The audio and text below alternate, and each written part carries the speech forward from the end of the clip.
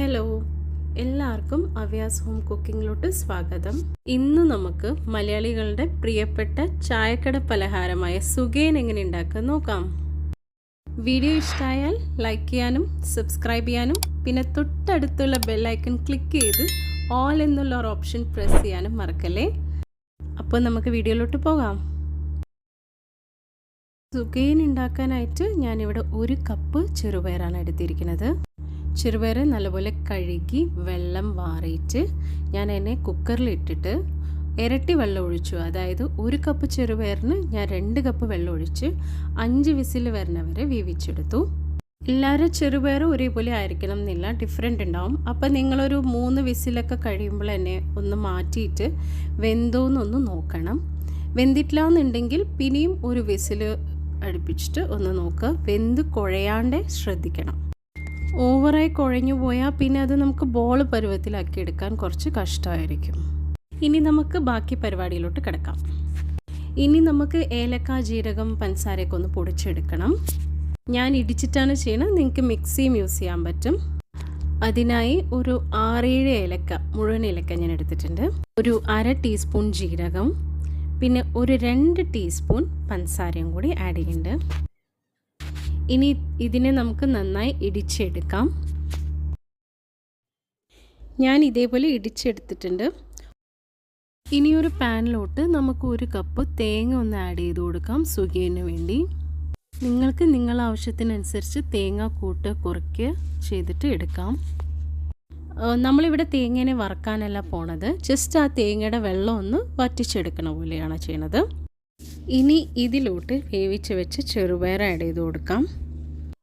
ഇനി ഇതിലോട്ട് 1 കപ്പ് ശർക്കര അങ്ങ് ചേർത്തി കൊടുക്കാം.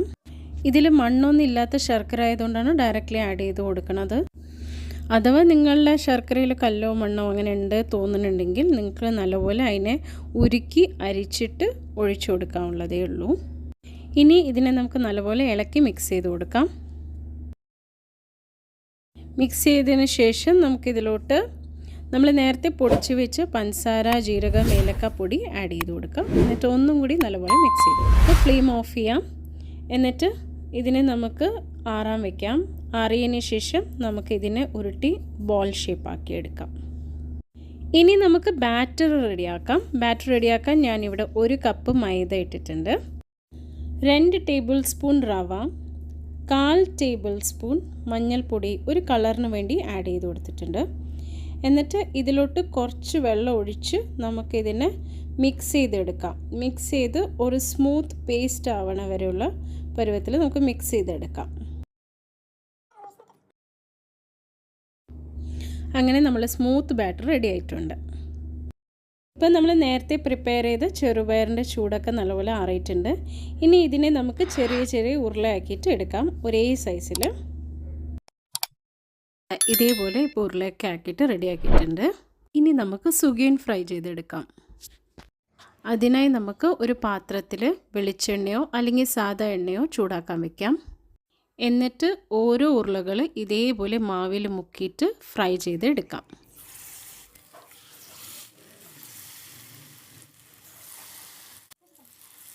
അപ്പോൾ ഇത് ചെറുതായിട്ടൊക്കെ ഒന്ന് അടിയിൽ ഒട്ടിപ്പിടിക്കും.